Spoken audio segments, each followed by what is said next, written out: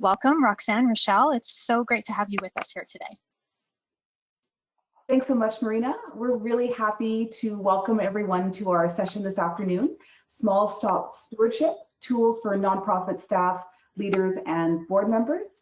And we're really pleased to be engaging with you today. Just to give you a quick background about us, Rox and I co-founded StoryPoint Consulting to help organizations to realize their fundraising goals. And we work specifically with staff and volunteers that are new to fundraising, or they have experience in fundraising, but they never had any formal training. And for me personally, I realized that the work that I did in reporting and analytics in the corporate world was beneficial to helping fundraisers. And hello, everyone. My story is that I've worked in the nonprofit sector for over a decade, both been a staff and board member, and I've worked with small orgs with less than $100,000 budget, and I also worked with a very large nonprofit, which had well over $1 million budget. But I found that it was always difficult to have enough time to strategically accomplish the mission and set aside time for fundraising. So when we started working together, we noticed that our clients seemed to have the same issue. So before we start today, we would first like to acknowledge that I'm located in Manitoba today. I'm on Treaty 1 land, the original land of the Anishinaabe, Cree, Oji-Cree, Dakota, and Dene people, the homeland of the Métis Nation. Now, as Black Canadians whose ancestors were displanted from Africa to the Caribbean, although our ancestors were not purveyors of colonialism, we acknowledge that we still benefit from colonialism, and we have a genuine desire to work in partnership and in a spirit of reconciliation with our Indigenous communities, both now and in the future. So we'd like to do just a quick survey just to get a feel for who's in the room today. Marina, could you please pull up the poll? Thank you. And we were just wondering, what is your comfort level with fundraising? And the possible responses are, I'm very experienced and quite confident. I am somewhat confident and have a few years experience, and I am a newbie with minimal experience. So if you could just select one of those, and we'll give you a few moments to respond, and then we'll share the results.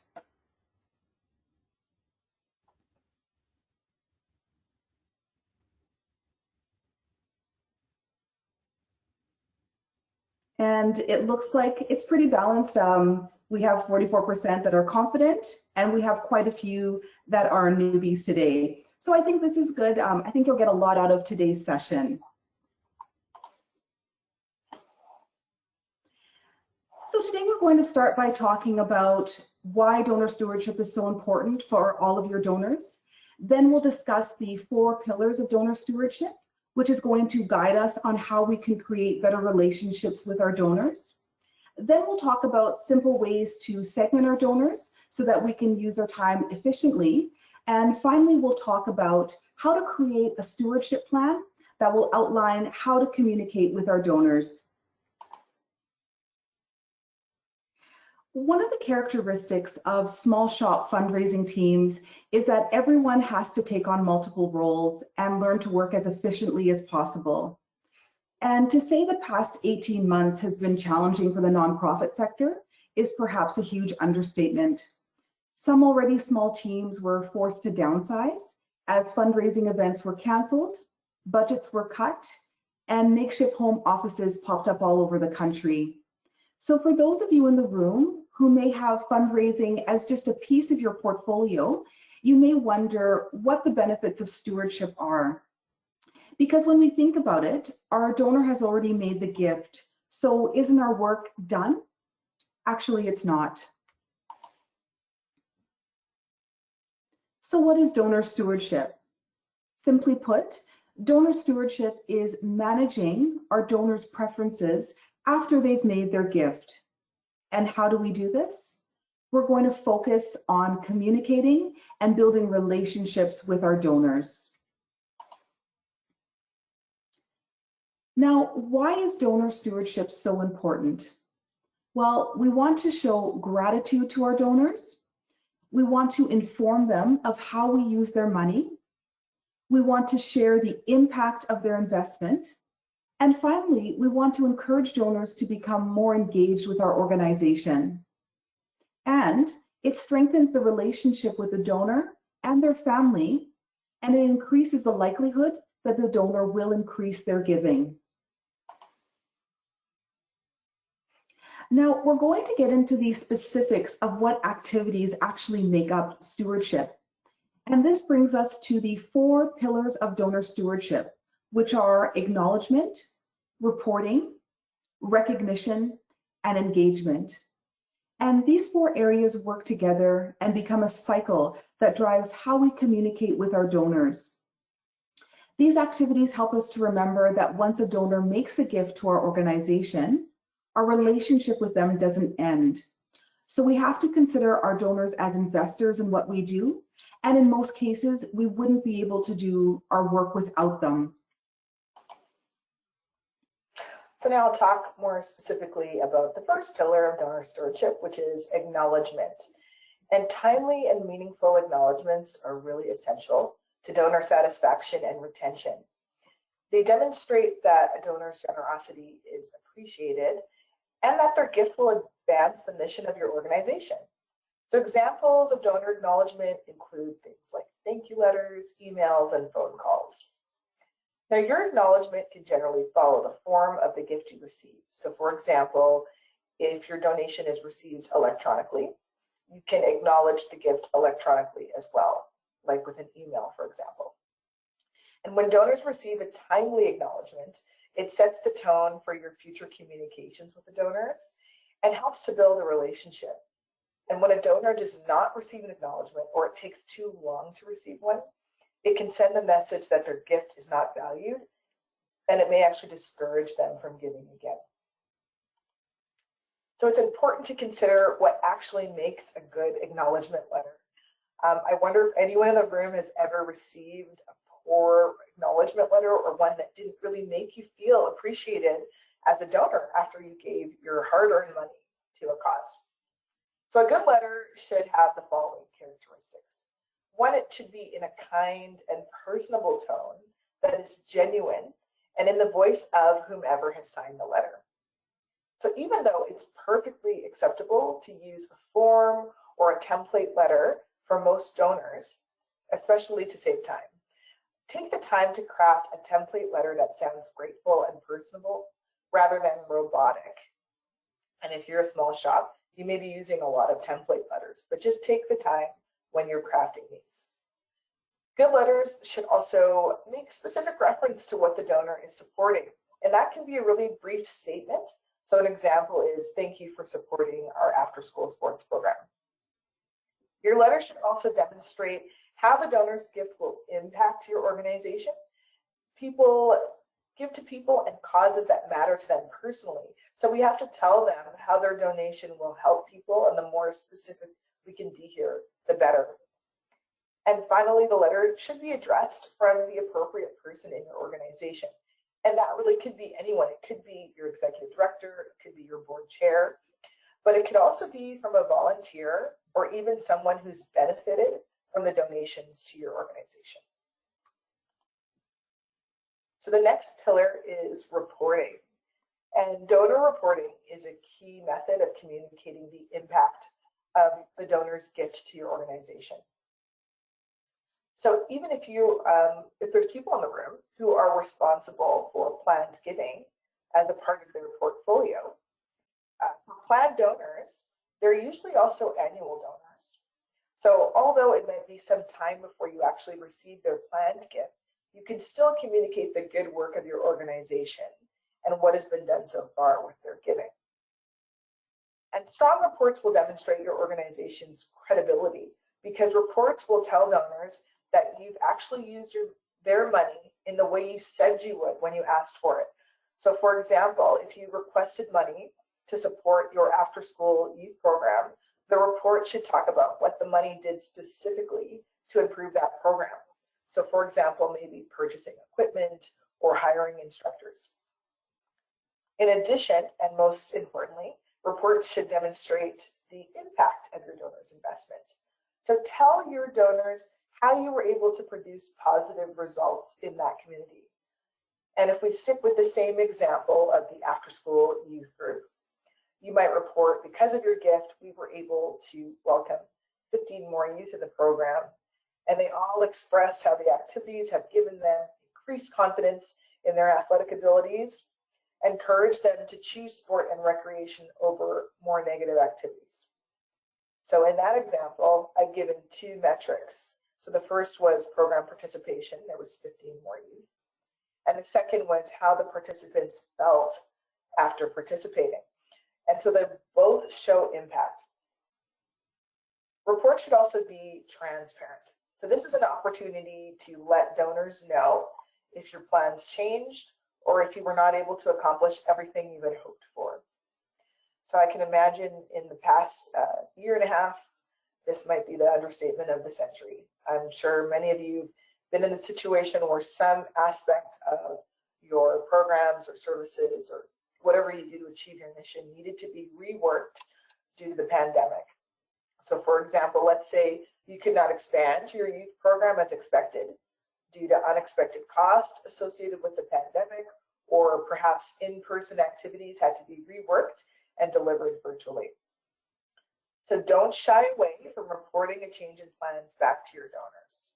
And you can also at the same time still report on the successes that you did have. Finally, pay attention to the tone of your reports, speaking in terms of we and not I. So we have to remember here that donors are investors in your organization, and they're really a part of your team. So you can help them to feel included and a part of the good work your organization is doing. This will help to cultivate relationships with them and encourage them to remain a part of the work you do long term. And we recommend that all donors should receive some type of report at least once annually. But a report does not have to be in a traditional physical format. It could be digital or even video. So just consider what works best for your organization in terms of budget, staff capacity, and what you think will be most impactful for your donors. So a great example of reporting back through testimonials is found in a video that Rochelle and I are going to share. This is an organization we worked with called Manitoba TP Matawa. And their mission is to help First Nations family move along the housing spectrum to go from renting to home ownership. So I'm going to go ahead and play the video, and then we'll discuss what really worked well. There's a slight lag before it starts.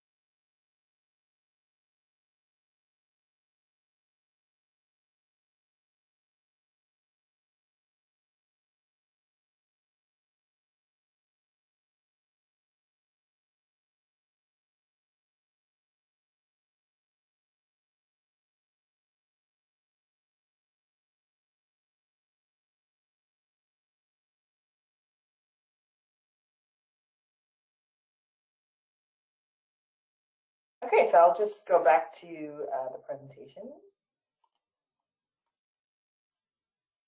So just to share some of the things about that video that we think work really well is it really does demonstrate impact without giving the donor even too many metrics or specifics, just telling the story through the testimonial. And, you know, as a mom myself, I can really relate to how that mom must have felt to be able to provide her beautiful young kids with a home and to be able to have her family over for a large family gathering. So that's an example of how you can demonstrate impact without a traditional report. So the next pillar is donor recognition. And a simple definition of donor recognition is to honor or celebrate our donors for giving at a certain level or for giving at a certain frequency. And recognition can take many forms depending on the donor preference and their level of support. So let's look at some ways your organization can recognize donors. Donors can be recognized in physical format, such as having their names engraved on donor walls, bricks, or signage. And we have an image on the left of the screen of a donor wall from the North York General Hospital in Toronto. Hospitals tend to have a very high traffic area that gives donors a lot of public recognition. There are also digital formats available, such as virtual donor walls, spotlighting your donors on social media, and listing names of donors in a newsletter or an e-newsletter. So we have another example on the right-hand side of the screen where this organization, Charity Water in New York, has used their Twitter feed to spotlight a couple and have them even share their testimonial of how being able to donate made them feel. So digital formats can be really beneficial since they can be adjusted quickly and often at a lower cost overall than physical recognition. So for example, if a small donor suddenly gives your organization a large gift, you would like to probably be able to move their name up on the donor wall to reflect their new giving level. But this can be done usually quickly in digital format, whereas it may take a longer time to actually install on a physical wall. So your donor's preference and your organizational budget should guide which recognition type your organization chooses to pursue. Another note is that since many of us might be working virtually these days, I think we've all learned that virtual methods of everything, including recognition, are likely here to stay. And they're also a convenient way of recognizing our donors. So one of the most important donor preferences to understand in terms of recognition is whether or not a donor wants to be anonymous. Although many donors do appreciate public recognition, others do not. And donors can have many reasons for wanting their gift to remain anonymous. For example, some donors want their gift amount to be private, but they're okay with their name being shared. Others want to be completely unnamed. And in some cultures, it's just not typical to be recognized publicly for a gift, and it's just meant to remain private. I can tell a personal story of an organization that I worked with. We had a very large fundraising campaign, and we had a donor tell us a story. So he was a very philanthropic man, given large transformational gifts, $1 million plus, to various organizations, and all of these gifts had been public. And one day he came home and there was an intruder in his home who was holding his wife and daughter and threatened to hurt them unless he was paid a large sum. So after that very scary experience, it was very important to that donor that his giving remain anonymous. So that's a pretty extreme story, but just understanding that allowing your donors to indicate whether or not they want their gift to remain anonymous is a best practice. And it's really important that you keep track of that information in your donor database. And publicly recognizing a donor that has asked to remain anonymous can create issues for the organization and the donor alike, and it will likely damage your long-term relationship with the donor. So the last pillar of stewardship is donor engagement. So a simple definition of donor engagement is creating a plan to keep in touch with your donors and continuing to tell them the story of the work you're doing throughout the year through both online and offline activities. So engagement activities can go a long way in cultivating a deeper relationship with donors and getting to know and understand their preferences. And if we look at some ways to engage your donors, one is donor recognition events. So the picture on the bottom was a pre-COVID-19 event for young donors at the Guggenheim Museum in New York. Now, obviously, with the restrictions that many of our areas have been going through, our ability to do in-person events might be restricted at this point. But remember, face-to-face interactions with donors are really a great way to develop rapport and get to know them better. And that even includes face-to-face virtual or hybrid events, which have both a virtual and in-person component. Another way to engage donors is to recognize the donors' special dates or milestones. So reaching out on birthdays, anniversaries, or at holidays, letting your donors know that you're thinking of them and that you appreciate days that are special to them can go a long way to cultivating relationships. Also presenting donors with other ways to get involved in your organization that are not related to money, like volunteering. So those are all examples of offline engagement. So ways to engage your donors online might be through e-newsletters. And the key with your e-newsletter is to have great stories that are relevant to your donors. Virtual events where you're showcasing perhaps an interesting speaker or topic, or even blogging where you can speak about your organization in a more casual and personalized voice. So whatever we do, we have to remember this one cardinal rule, and that is do not mix messages when it comes to stewardship. And what I mean by that is our goal here is to thank donors for their past support, welcome them if they are new donors, and set the stage for future communication, and to inform them about what we've been doing with their investment and our organization's plans. We do not want to ask for money in any of our stewardship messaging. For example, do not put a solicitation in a donor acknowledgement letter. So if we were to put this in terms of a real world example, if you had a friend that asked you for money every single time you saw them, you'd probably start to avoid them, right? We want our donors to know that when they do hear from us, it's not all about needing money. Sometimes we want to update them. Sometimes we want to share our success stories, and sometimes we want to share in their personal successes. So hopefully by the time we really do need the money, they'll be happy to hear from us because they're confident that we've proven that an investment in our organization is truly going to help people. Another important note is, although we want to keep the donor preferences in mind, it's a good idea to balance this with your organization's values so you can protect yourself from the donor exerting too much influence.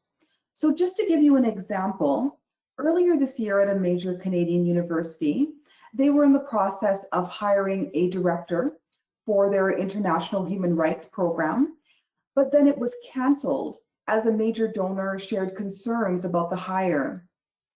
The university does say that they canceled the hire because of immigration and timeline challenges, but there is considerable evidence that suggests that the underlying reason was donor pushback due to specific political views that the candidate had. Now, while engagement events are great, truly your most powerful tool to engage community members who may be prospective donors or to re-engage current donors is by forming strong relationships, and particularly telling your story in a way that connects with your donors. Traditional fundraising methods have been very focused on forming relationships with very wealthy donors. And usually these donors receive multiple requests from many charities and nonprofits. And often they have staff and advisors to field these requests. So organizations have to be prepared to provide enough information to prove that they're a worthy investment. Also, wealthier donors usually give large transformational amounts. And often these donors are either interested in public recognition, such as renaming a building after them, or they're interested in the leadership of the organization they support, such as serving on the board, or deciding where their gift is directed, which may influence the direction of the organization. And the man that you see pictured on the left is David Thompson, who's the richest man in Canada. Now, the non-traditional donor is someone with a limited disposable income, and often they'll give impulsively. So for example, at a text to donate opportunity. So there are no advisors or people screening the request for money on behalf of these donors. They're deeply concerned about being connected to the cause, and it should speak to issues that matter to them. Many younger donors in this category expect convenient giving options, like through their mobile device or social media platforms. They also want to interact with the causes they support, and they're interested in sharing their support online with their friends, families, and social networks. And the person on the right is Larissa Crawford. She's a leading voice for anti-racism and anti-oppression, and she's 26 years old. Now, you may be impressed by Larissa, but also asking yourself, why would I be interested in donors who can't afford to give me a large gift? Well, let's start by talking about some high-profile millennials who are giving us reason to pay attention. The first is Mahlette Cuff. She was one of the organizers for the Justice for Black Lives rally in Winnipeg, which drew thousands of protesters to Winnipeg's downtown in the middle of a pandemic. She also sits on the advisory board for CBC's Black on the Prairies and was named one of the most fascinating Manitobans this past year. She's also a student at the University of Winnipeg. And I would imagine that many of you have heard of this young woman, Greta Thunberg. She's made a name for herself challenging world leaders to take immediate action for climate change mitigation. She's given speeches at the World Economic Forum in Switzerland and at the European Parliament, as well as in front of the legislatures of Italy, France, the United Kingdom, and the United States. And she's only 18 years old. So we encourage you to steward all of your donors, regardless of giving level, because when you cultivate strong relationships with even modest income or low income donors, they may end up being strong advocates for your organization and give back in many ways besides just money. Also, there is not a lot of research regarding high net worth donors of color because typically they've been treated as apparitions or people that are set apart from the norm, which isn't true. So as donors' discretionary income changes, you may be surprised with a large gift in the future if you focus on ensuring that all of your donors feel appreciated and a part of what you do. So up to this point, we've discussed why donor stewardship is important, which is mainly to retain our donors. How do we steward our donors, which is through the 4 pillars of donor stewardship. And in this last section, we'll talk about how we accomplish this without overwhelming our staff and volunteers, and that's going to be through donor segmentation. And what is donor segmentation? Well, a simple example would be the image on the slide where we have several M&M chocolates that are grouped by color. So if we look at our own donor databases, we'll want to group donors who have similar characteristics together. And the primary reasons why we segment is so that we can be more personalized in our messages, because people are more likely to respond to a personal message than a generic one. And secondly, so we know where our time and resources should be spent. So ideally, we'd like to automate and template our stewardship activities for the majority of donors and spend more time with a smaller group of committed investors or those with the potential to becoming long-term committed donors. When you start to segment, the first thing you'll need to do is group your donors based on similar characteristics. And these can be things like the longevity of the donor. Are they new donors or long-term? Gift size. Are they major donors or annual donors? The level of engagement. Are they attending events? Do they volunteer? Are they staff or a board member? Communication preferences. Do they prefer text, email, social media, or a phone call? You can also segment donors by whether they are first-time or returning donors. By giving frequency. Do they make gifts once per year or several times per year, for example? You can use demographics, age, gender, or address, or even their interests. So here's an example of how you can use segmentation within the recognition pillar of stewardship. If, for example, your organization already produces a monthly e-newsletter, you can include a donor spotlight section. Each month, you can include a story about your top contributors, and this becomes not only public recognition for those donors, which will help to build the relationship, but it also becomes a way to inform prospective donors about the benefits of giving. And most importantly, it helps to balance your staff time. Since you're already producing the newsletter, it's not creating more work. And since you'll only spotlight top contributors, you will only need to connect with a limited number of people. So now let's bring all of this information together by talking about how to create an annual stewardship plan. We recommend using a stewardship matrix for your annual plan, and that's a tool to organize your annual stewardship activities based on the donor segments you've identified. So Rochelle has already outlined a number of ways that you can segment donors. And she mentioned also that a good place to start might be with at least 2 segments. So major donors, which can be any type of major supporter, including top volunteers. And then a group I would call annual donors, which includes everyone but your major donors.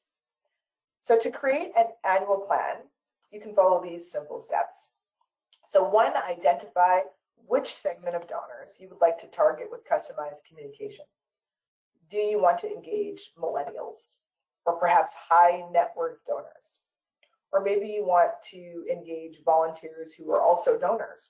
Whichever group you decide to focus on, it should be a smaller group of donors so your team doesn't have to use an extraordinary amount of time creating communications for that group. And once you determine the segment of focus, the rest of your donors can receive templated or standard communications. Second, outline what activities you will engage in. So you'll use the 4 pillars of stewardship as your guide.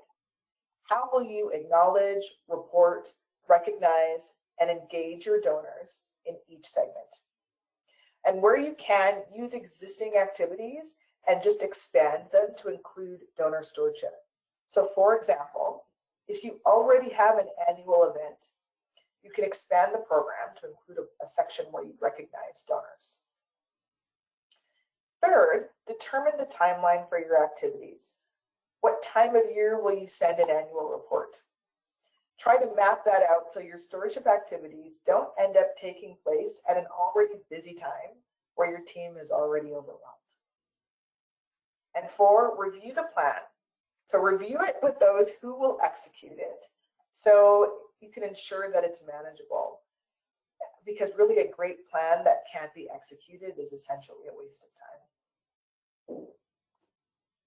An added benefit of having a stewardship plan is that it lays out your organization's response to donors even before you receive a gift from them, which allows your organization to respond strategically and quickly, particularly to new gifts and one-time gifts. When you have a plan for new or one-time gifts, it's especially important in times of urgent need. So for example, many people are motivated to give in response to a disaster, like a natural disaster.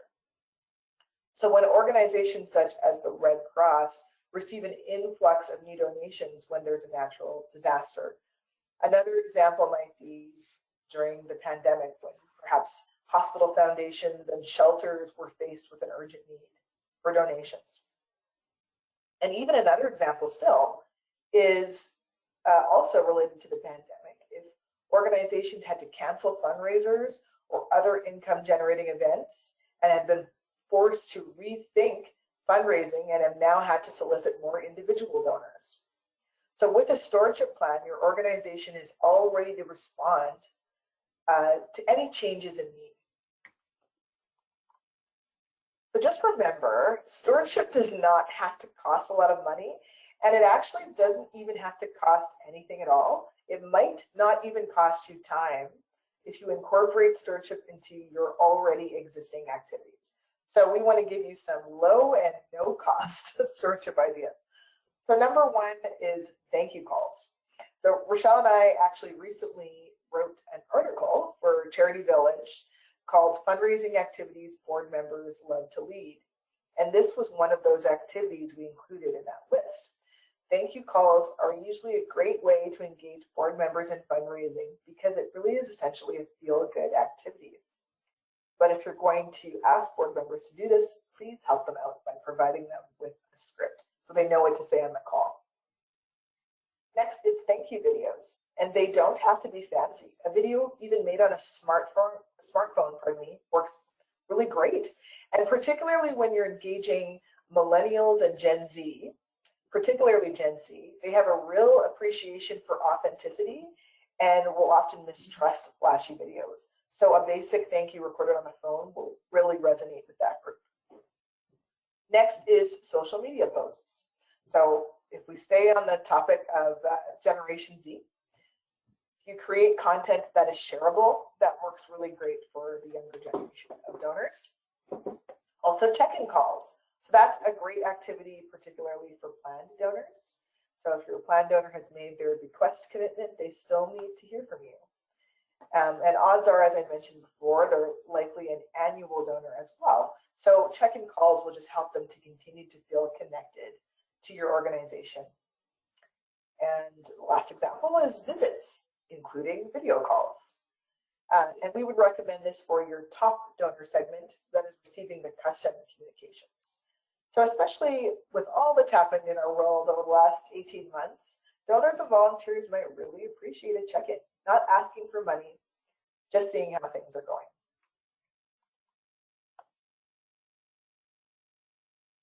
So we would like to end today's session with a word of encouragement. Often when we work in a small shop, you have what seems like a never-ending to-do list. And on this slide, we have a portion of a nice quote from the American author Dan Millman that reads, "I learned that we can do anything, but we can't do everything, at least not all at the same time."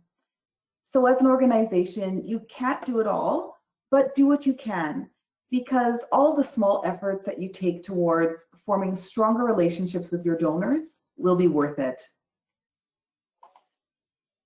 So if you're looking for more guidance on stewardship, we recommend a couple of freebies. So one is you could head over to our website and check out our free resource library. So we mentioned organizing your annual stewardship plan in a stewardship matrix. And in our resource library, you'll see a sample stewardship matrix. And that is an example of how you can organize your annual stewardship plan. Also, today, just for today, for people who've come to view the session, we've created a quick reference guide for how to steward a diverse group of donors, which has a quick and practical guidance for you to use at a glance. So if you happen to have another device like a phone, you can actually use the QR code and scan to access that. And I believe we can also share in the chat the link to access that file. So that wraps up our portion today, and we'd be happy to take any questions if there are any. Wonderful, thank you both. And I did just pop that link in the chat box there. So everyone should be able to access it there, but we also have some questions to access those pieces on your website, Roxanne. Could you just confirm the website address for everyone? Oh, sure thing. Actually, the website's right there, storypoint.ca.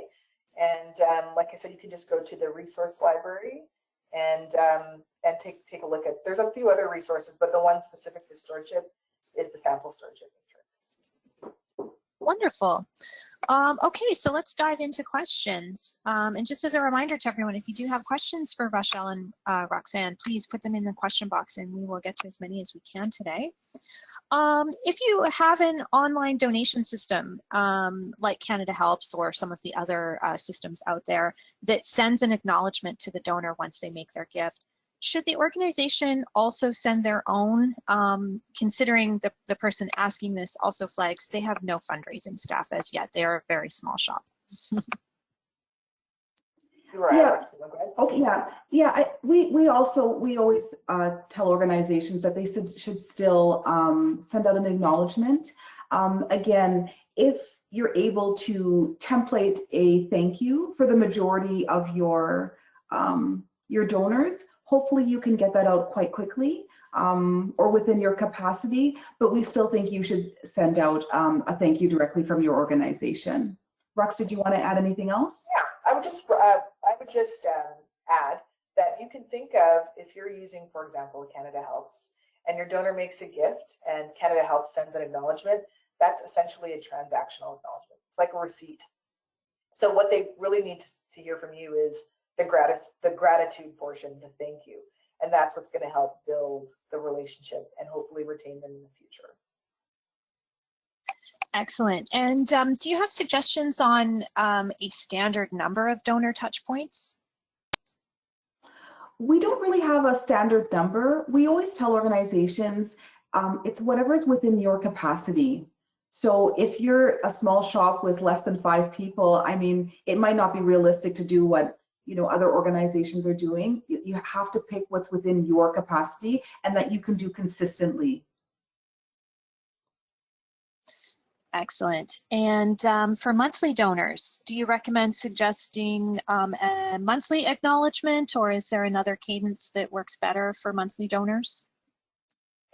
Yeah, so if you have the capacity, what I would recommend as a basis is thanking them when they have committed to making monthly donations, and then thanking them when they've fulfilled it. So once you've gone through the whole year and they've made their last payment, you can thank them for kind of fulfilling their commitment. I would also just note there that it depends on the donor preference, because if you have the ability to ask the donor, they might not want to receive something from you every month or frequently at all. So I would just sort of recommend, again, when they make the commitment and when they complete the commitment as a baseline. Great, and that kind of ties in with another question that's come in about donors who maybe have opted out of communications. Are there any ways that an organization can still reach those donors, or is it sort of a bit of a lost cause? So, I would say it depends. So if you're, I wonder, when you say they've opted out, does that mean they've opted out of hearing from you entirely, or perhaps they've opted out of hearing specifically from, say, a newsletter? If you're able to find out from your donor what it is that they're interested in opting out of, and they're continuing on as a donor, if they're interested in maybe receiving at least a report of what they've done, if they've sort of opting out and they're looking at really not participating with your organization anymore, you certainly respect the donor's wishes. With their familiarity with you, hopefully, if you're doing a great job with your other communications, perhaps they'll come back to you or seek it out when they want it. So I would always go with what your donors requested, but if it's possible to find out more information, then it might not be a, quote, lost cause. Amazing. And I love this question. What do you recommend is included in a donor welcome package? Well, the main thing for a donor welcome package is just you want to inform new donors of all the good work that you're doing. That's the main thing. It's more the education piece I think is the biggest part of the welcome package. Rox, I don't know if you wanted to add anything to that. No, I would just refer to what we said earlier is if you can figure out what that looks like, because it might not be sending a donor, or a brochure or something physical. It might just be sending them an email with a link to a video that talks about your services. And as Rochelle said, the education piece is great because sometimes when they're a first-time donor, they're coming to you for one really specific reason.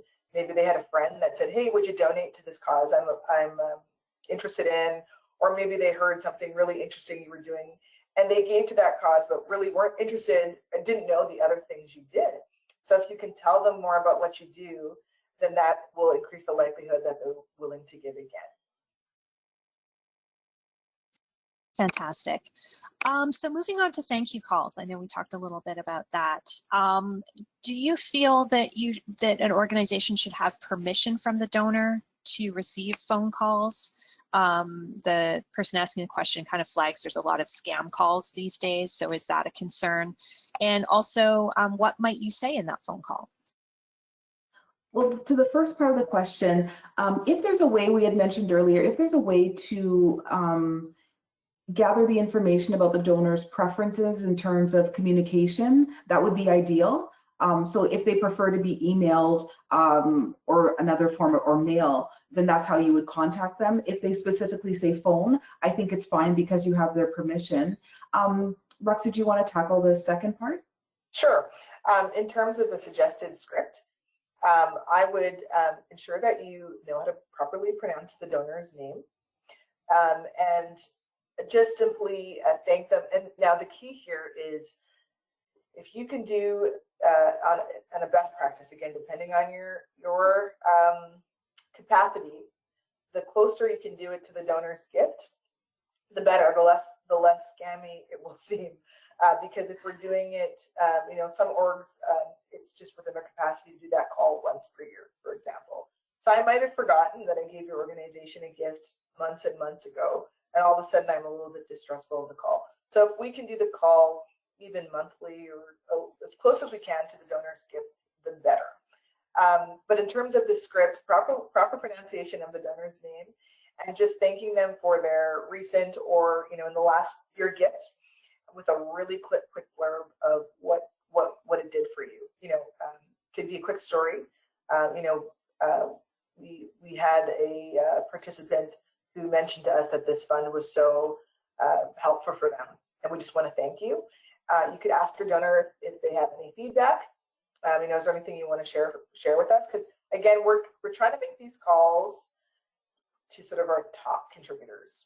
So these are people you want to engage with more. So you might ask them about a little bit of feedback.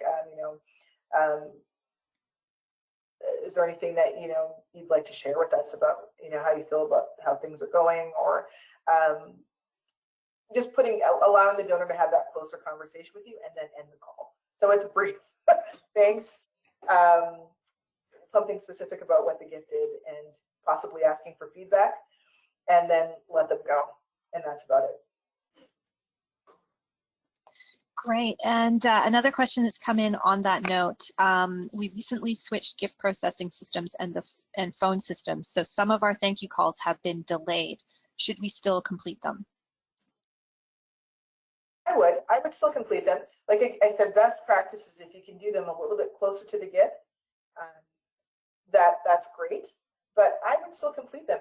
Now, that being said, if your donor says, thanks for the call, I don't need them or don't want them anymore, then go with your donor's preferences. But I wouldn't let that discourage you. As Rochelle kind of said with that quote, when you just do what you can do, and that could be really meaningful to some of your donors. So don't let it discourage you that you can't do it as quickly as you'd like to. Great. And we've had a question come in about peer-to-peer campaigns. So if a donor gives through a peer-to-peer and is being thanked by their peer fundraiser on the organization's behalf, should the organization also communicate directly with the donor, or should we keep our thanks focused on the fundraisers? And maybe should we wait until a month after the campaign to do an acknowledgement to all of the contributors? That's an interesting question. So peer-to-peer, we kind of view those almost like a tribute, like a kind of a tribute gift or some kind of gift where the person's sort of donating because of their relationship probably with the person that has the relationship to your org. So we always just caution to be careful with those. I think that if your current strategy is sort of what you put in the question about focusing on the fundraiser, I think that's a good strategy. And I think that if you're able to just, at the end of the campaign, give a report to all, then that's probably a good strategy. Just being careful to remember that you really don't necessarily have the relationship with the funder. It's really your fundraiser, the person, the peer in this case. And I would say the same for if your organization does tribute gifts, just being careful there about the communication. Excellent. And I'm going to put this one to you. This might be a little outside of the scope of our session today, so we may need to follow up afterwards or get more information. But just from someone who's asking about operating from a community-centric fundraising lens, so sort of applying that more community-centric lens, does that tend to change stewardship? I don't know if either of you have any thoughts around that. We kind of talked a little bit,